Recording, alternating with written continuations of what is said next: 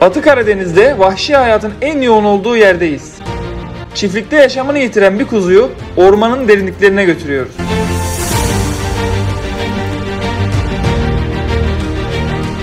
Bölgede bulunan dev bozayılar leşi alıp gitmesin diye yere sabitleyeceğiz.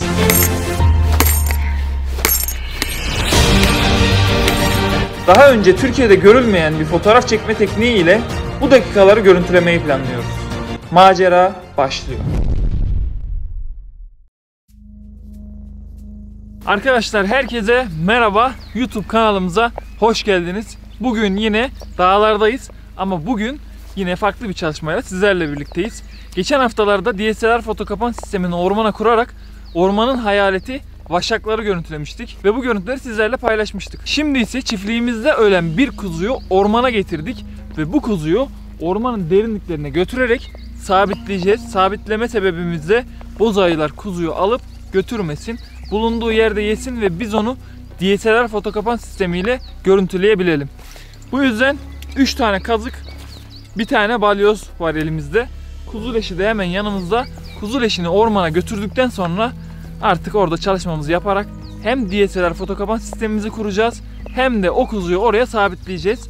Etrafına normal 2 tane fotokapan, bir tane de mesaj atan fotokapan kuracağız ki bölgede oluşan herhangi bir hareketlilikten anında haberiniz olsun. Çünkü biliyorsunuz DSLR fotokapan sistemi 30-40 bin liralık bir sistem, çalınmasını istemiyoruz. O yüzden her an haber almak istiyoruz. Aynı şekilde hayvanlar da gelir gelmez onların geldiğini bilmek, kontrole gelmek istiyoruz. O yüzden böyle bir çalışma yapacağız. Hava yağışlı, ıslanmadan çalışmalarımızı bir an önce yapalım. Elimizde fotokapanı bağladığımız kemer var. Bu kemerle kuzuyu ayaklarından bağlayarak ormanın derinliklerine taşımamız gerekiyor. Şu anda buradan sürüklediğimiz alan boyunca kuzu kokusunu bırakacak. O yüzden sürüklediğimiz alandaki hayvanlar bu kokuyu alacak ve kokuyu takip ederek kuzuyu bulacaklar. Sonrasında ise DSLR fotokapan sistemiyle görüntülemiş olacağız. Bu arada arkadaşlar, işte kuzuya tabii ki biz de acıyoruz. Hani ölmese iyiydi. Ama kuzu öldükten sonra da herhangi bir sıkıntısı yoksa, hani bu zaten insanlar tarafından tüketilemez ama hayvanların tüketmesinde de herhangi bir sakınca yoksa, köylerin yanında olmasındansa yaban hayatında olması çok daha iyi. Çünkü biliyorsunuz çiftliğin, köyün etraflarında insanların etkileşimi çok fazla. İnsanların yoğunluklu olduğu alanda da leş olduğu zaman yaban hayvanları oralara inmek zorunda kalıyor. Yaban hayvanları da köyün yanına, çevresine indiğinde her zaman olduğu gibi insan yaban hayvanı çatışması gözler önüne geliyor. Köylüler ayıları, kurtları vurabiliyor kendi hayvanlarını korumak amacıyla. O yüzden biz de bunu köyün yanında bırakmıyoruz da yaban hayatının, insan erişiminin çok zor olduğu bir noktaya getiriyoruz. Hatta buradan sonra yürüyoruz bile yani. Hani arabayla tamam geldik. Buraya dağcılar, yürüyüşçüler gelebilir evet ama biz bundan sonra da yürüyoruz. Ormanın derinliklerine bırakıyoruz ki bu yaban hayvanlar rahat bir şekilde beslensin ve insanlarla karşılaşmasın diye.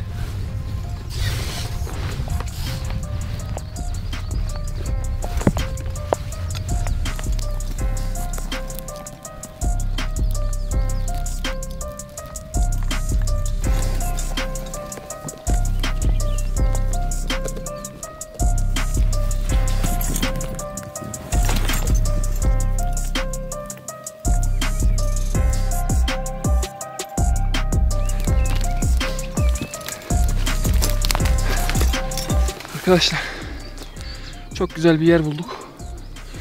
Çok güzelden kastım orman içerisindeyiz. Ekstra bir özelliği yok. Fakat DSLR fotokapan sistemini kuracağımız zaman önemli olan bazı kurallar var. Flaşı koyacağınız ağaçlar, hareket sensörünü koyacağınız ağaç. Yani evet buraya sistem kuracağız ama sistemin birçok ekipmanı var. Flaşı, hareket sensörü, tripodu. Bunları koyabilmeniz için 4-5 ağacın yan yana olması lazım. Burası bir patika. Patikaya bir tane ağaç devrilmiş.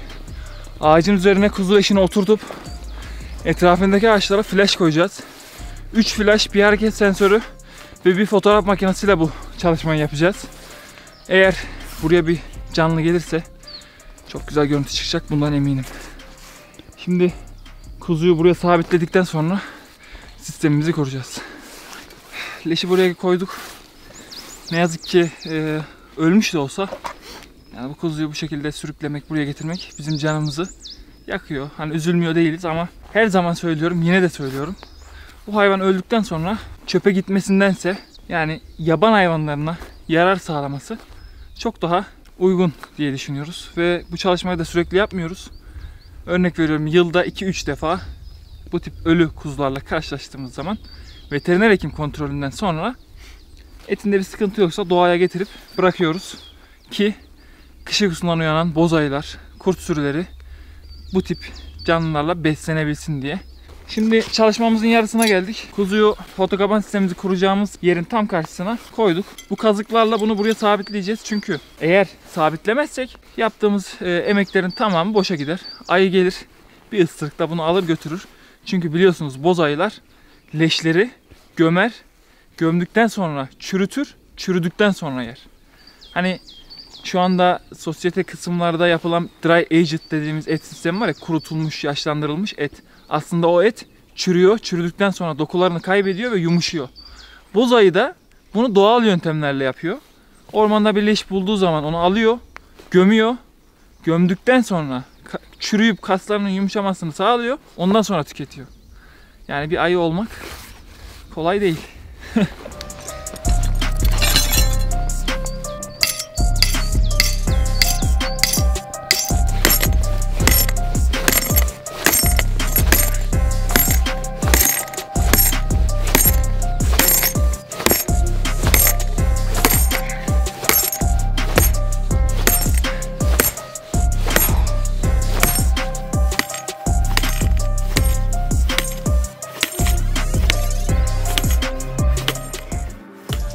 Kuzuyu sabitledikten sonra DSLR fotokapan sistemimizi dikkatle kuruyoruz.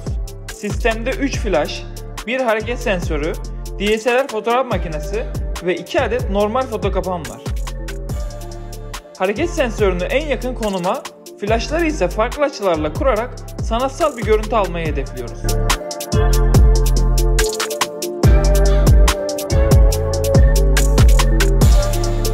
Öyle bir çalışma yaptık ki, öyle bir sistem kurduk ki tarifsiz. Kuzu leşinin etrafına 3 tane flash, DSLR fotokapan, normal fotokapan, mesaj gönderen fotokapan.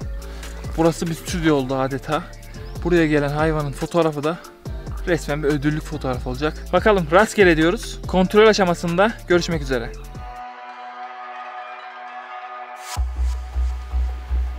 Arkadaşlar, aradan 5 gün geçti. Ormana bıraktığımız kuzudan mesaj gelmesini bekliyoruz. Mesaj gelmediği zaman da direkt oraya gidiyoruz. Ne oldu ne bitti diye kontrol ediyoruz. 2 gün öncesine kadar bir sürü macera atlattık. Instagram'dan bizi takip edenler anlık olarak neler olduğunu görmüştür. Şu an saat 21:46 ve bize mesaj geldi. O ayı şu an orada. Dün gece de oradaydı, mesaj geldi. Ve bugün biz görüntüleri almaya gideceğiz. Hazırlıklarımızı yapıp ormanın derinliklerine gideceğiz. Gece yarısı tehlikeli bir yer, dikkatli olmalıyız. Tam teşekküllü, üzerimizi giyinerek, ekipmanımızı kuşanarak şimdi oraya gideceğiz. Bakalım ne gibi aksiyonla, macerayla karşılaşacağız. Aksiyon başlıyor.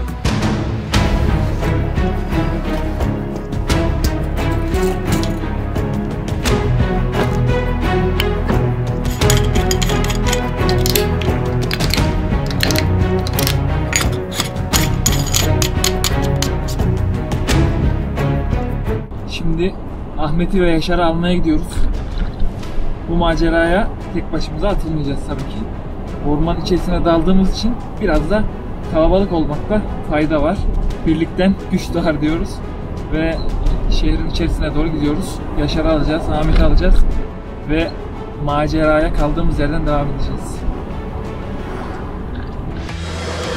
Arkadaşlar, yolculuk süresince elimde gece görüntü alabileceğim makine var ve sağımıza solumuza çok dikkatli bir şekilde bakıyoruz. Çünkü önümüze çıkan yaban hayvanlarını da sizlere göstermek istiyoruz.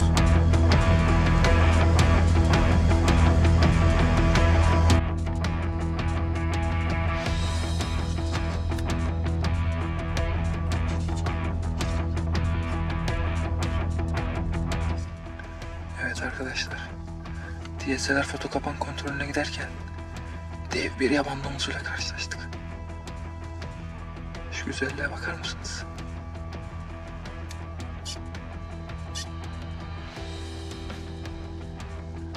Onunla göz göze gelmek, aynı ortamda bulunmak, bu heyecanı yaşamak tarifsiz.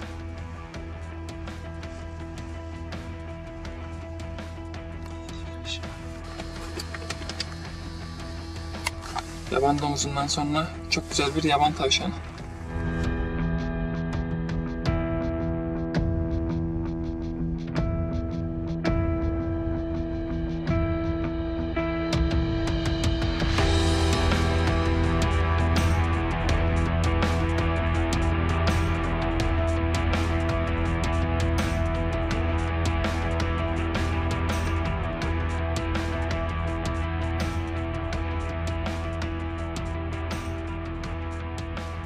Arkadaşlar şu anda gerilim tavan. DSLR foto kapağını kurduğumuz yere geldik. Burada kuzu leşi var. O yüzden tedbirli olmamız lazım. Çünkü eğer o kuzu leşinin başında bir bozayı varsa leşi kıskanıp saldırma olasılığı olabilir. O yüzden çok dikkatli olmalıyız. Yavaş yavaş gidelim. Yanımızda her ihtimale karşı ses çıkartmak için kuru sıkı var. Olası bir tedirginlikte, olası bir korkuda onu havaya sıkarak etrafımızdaki hayvanların dağılmasını sağlayacağız. Hadi gidelim.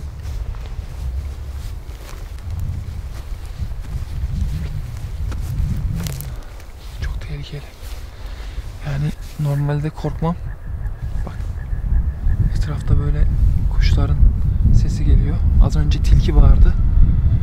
Gözümden anlayabilirsiniz korktuğumu. Yani korkmam dersem yalan olur. Çünkü ormanda kuzu leşinin olduğu yere doğru gidiyoruz.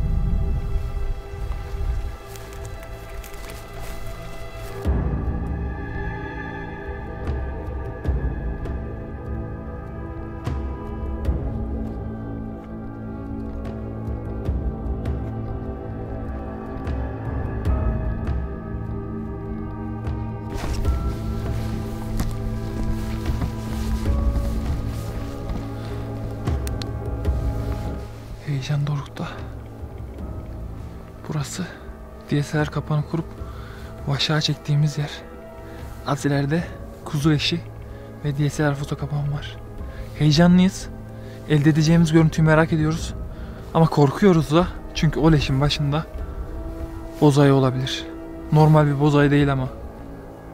Normalden biraz daha büyük. Kesik kulaktan bile büyük. Yani siz hesap edin. Aha! Ah! Ah! Ah!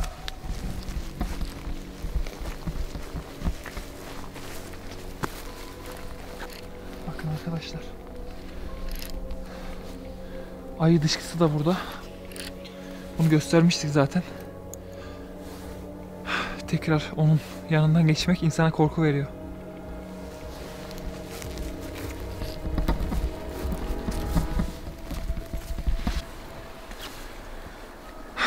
Şimdi bu kartın içerisinden neler olup bittiğine bakacağız.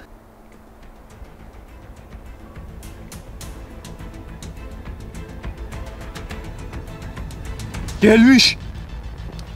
Oy, görüntüye bak.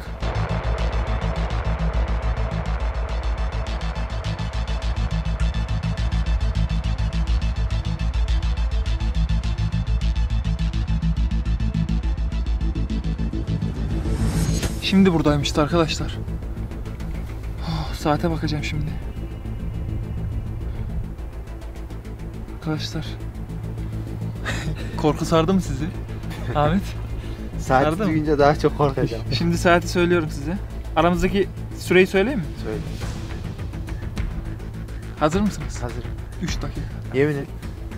Bizden 3 dakika öncesine kadar leşin başında olan bozayı bizim sesimizden kaçarken kurduğumuz normal foto kapanlardan birine yakalanmış.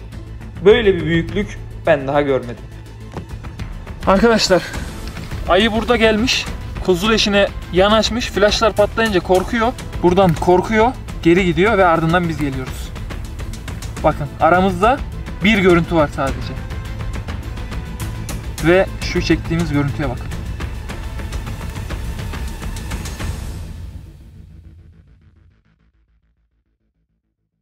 Olay budur. Çok güzel görüntüler elde ettik. Ama bununla da yetinmiyoruz. Daha güzel görüntü elde etmek için DSLR sistemimizi buraya bırakıyoruz. İlerleyen günlerde tekrar kontrole geleceğiz. Şimdilik buradaki görüntüleri alıp hemen kaçalım.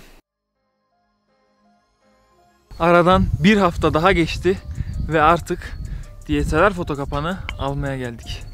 Bakalım en son bıraktığımız kuzudan geriye neler kaldı veya kalmadı mı? Ayı tekrar gelip kuzuyu götürdü mü, götürmedi mi?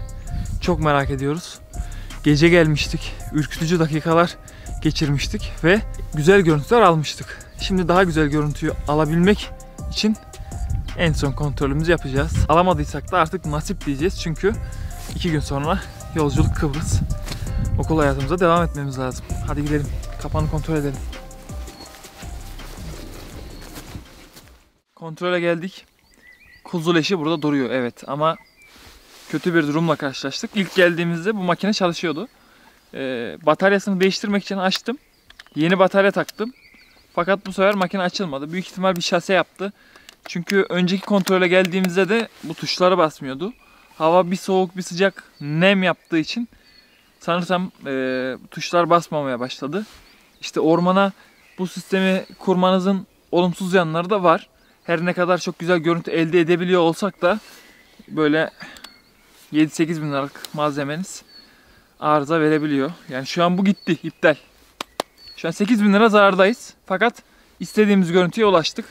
Yapacak hiçbir şeyimiz yok. Sizlere daha iyi görüntü sunabilmek için çalışmaya devam edeceğiz. Burada şunu söylemek istiyorum. Bu görüntüleri çekerken, YouTube'da paylaşırken birkaç yorum geliyor. Diyorlar ki bu işi ticaret için yapanlara yaptırımlar uygulanacak. Arkadaşlar siz ne ticaretinden bahsediyorsunuz? Neyin kafasındasınız? 8 bin liralık makineyi ben bir görüntü elde edebilmek için yok saymışım, yani gitmiş. Ben YouTube yokken de bu çekimleri yapıyordum. Şimdi de yapıyorum. O yüzden bu tip laflara gerek yok. Biz doğayı sevdiğimiz için, yaban hayatını sevdiğimiz için, gelecek nesillere de aktarabilmek için bu çalışmaları yapıyoruz.